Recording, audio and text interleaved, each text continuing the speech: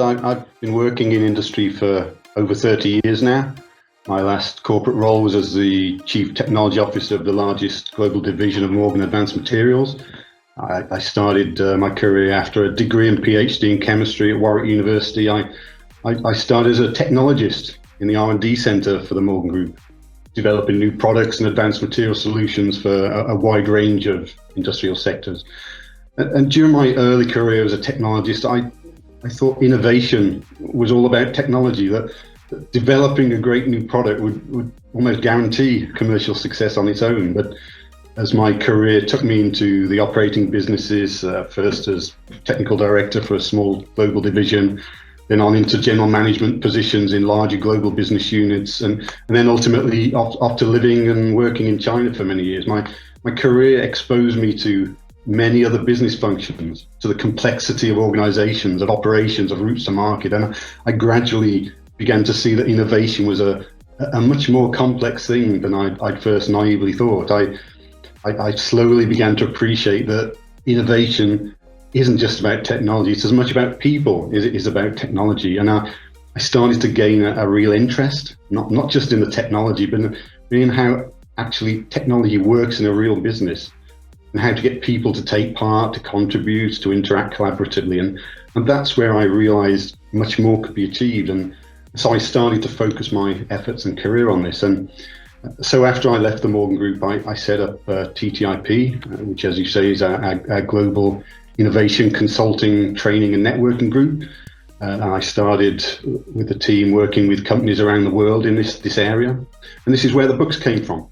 They came from reflecting and making sense of what I'd learned about innovation in my own career, and from working with other businesses and business leaders around the world. And it resulted in my latest book, Cracking the Innovation Code.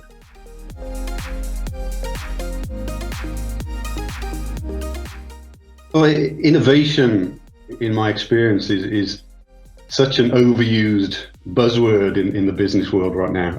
I see a lot of companies jumping on the innovation bandwagon, and things like they slipping the word innovation into their corporate values, but without first deciding what it actually means to their business. Because innovation is it's a multifaceted concept, and it means many different things to different people. Some use innovation to refer to just about kind of generating new ideas or creativity.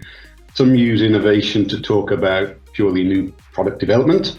And often people use the word innovation when what they really mean is invention. Some people and some businesses use the word in connection with startups or with new business models. And some businesses use innovation. I see a trend of where it's kind of being used as a kind of catch-all to hoover up anything new and improved in a business. Even things like cost reduction exercises and lean manufacturing initiatives, things back in my day we used to call continuous improvement. And because companies rarely address this basic question of what innovation actually means to them and their business, it leads to a lot of confusion throughout the organization when it comes to interpreting and implementing their innovation programs. And this is why you frequently see things like companies simply relabeling their R&D department as the innovation department. It shows a lack of understanding, in my view, of what innovation actually needs to succeed in a business context. And innovation has to be a business-wide leadership function, something that everybody takes part in. It can't just be a department. And one of the common mistakes I see is business leaders thinking of the traditional R&D department as the new product machine of the business, when in fact new product development, innovation, it takes a team effort to identify, create and commercialize new products. It needs marketing, sales, finance, operations and all the other traditional functions of a business to make innovation work. Now there's plenty of recent studies that show the vast majority of business leaders agree that innovation is critical to the future growth of their company. But also the same studies show that same vast majority of business leaders are also completely dissatisfied with how well their current innovation programs are delivering. And with one report showing as much as 80% of business leaders are dissatisfied with how well their company is delivering on its innovation program. 80%. And on top of that, the reports show that the same 80% admitted they had no clue how to improve on it. And so I started to think there has to be a better way. There has to be a better way to approach this, a better way to manage a business that would unlock and profit from the innovation capabilities hidden within their organizations. And this is what motivated me to dig deeper, to reflect back not only on my own career and on my successes and failures, but also to work with other businesses and other business leaders to get their input on what does and doesn't work in the real world of business. And this is where my new book, Cracking the Innovation Code, was born.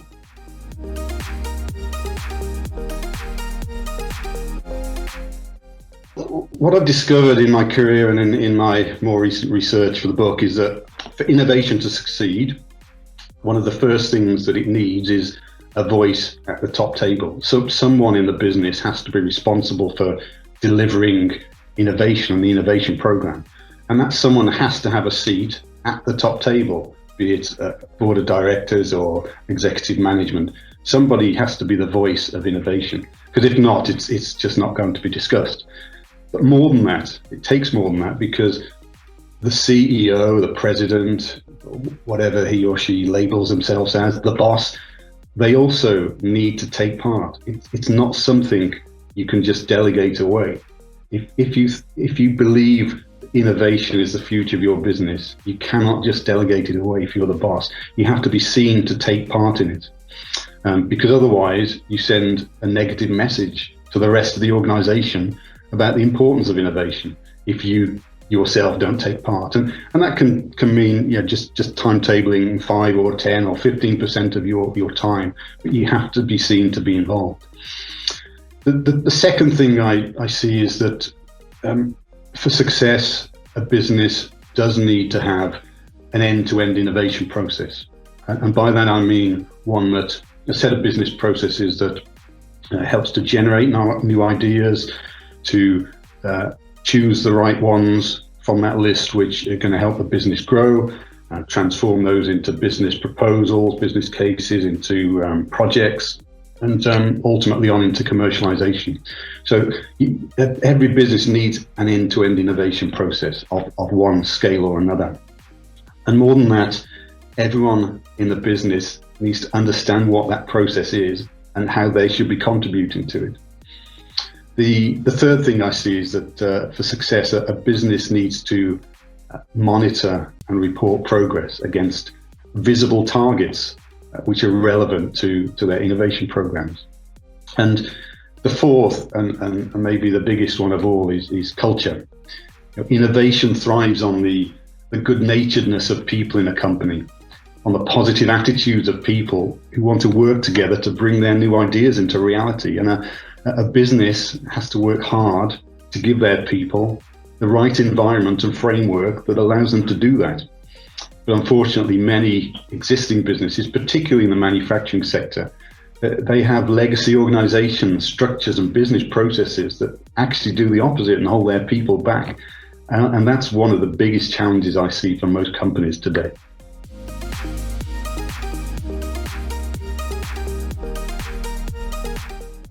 Being more innovative is one thing. Commercializing innovation to deliver profitable business growth is another. But the vast majority of innovation programs fail at implementation, not because the ideas or the technology or the plan are bad. It's the implementation. It's the making it happen in the real world. And one of the implementation challenges that I often see companies tie themselves up with is simply trying to do too many projects. It's vitally important if you want success through innovation to identify those opportunities that are in your portfolio that are going to make the biggest impact, the ones that are going to contribute most to delivering your target growth. So focusing down your project portfolio is critical if you're going to give yourself a chance of success. And once you focus down that portfolio, you need to have a relentless discipline in execution. If you've decided these are the top 10 projects that you're going to deliver, then everybody needs to know what they are. everyone needs to know what they have to contribute to make those things happen. And looking back in my career, I see there's 3 key success factors for any successful innovation program, and they are process, organization, and culture. And you need to address all 3 if you want to succeed. But unfortunately, the vast majority of businesses only focus on usually just one of them, and that's normally just the process one. What help is out there? Well, there's an existing innovation support mechanism, but it's very complex and confusing. There are innovation consultancies, there's business schools who teach these things, there's government initiatives and grants, but they all fulfill different needs. They're there for a different reason, and often with using that multifaceted word innovation in their title, it's very confusing as to where you should go and what help you should need. And often what I found in my career when I've worked with some of these bodies is that they tend to focus heavily on process. And not only that, they're all generally taught by academics or career consultants, people who've never actually done it themselves, people who've never actually led innovation in a business before. And I believe this is where it all falls down. And this is why I set up TTIP, to fill that gap, and why I brought a team of real business people together, successful business leaders, all highly accomplished innovators in their field, and people who have the real world experience and the right blend of skills to provide the holistic approach that businesses actually need to succeed with innovation.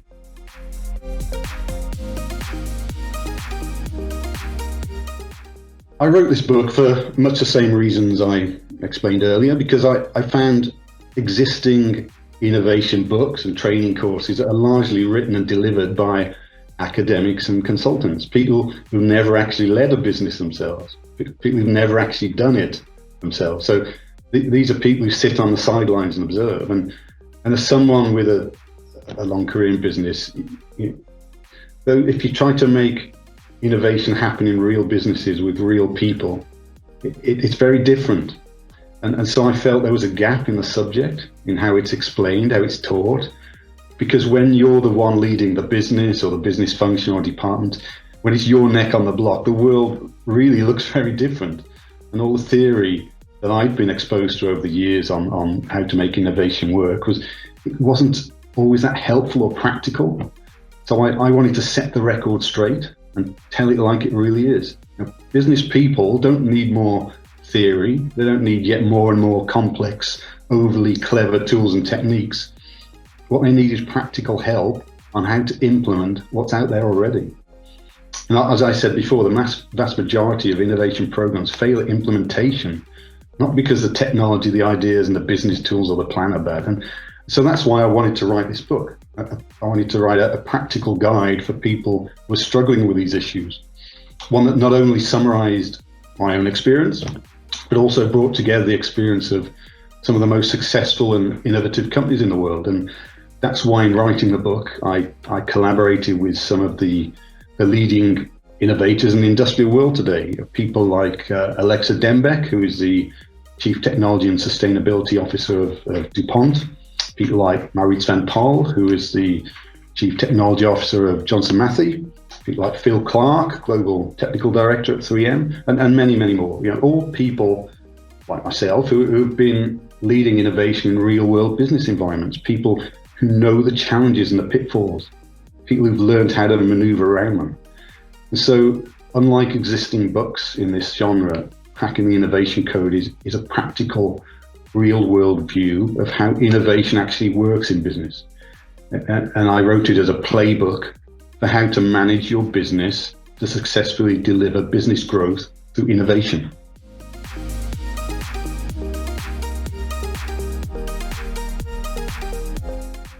It's available direct from my publisher, which is Routledge. You can go to their website, www.routledge.com.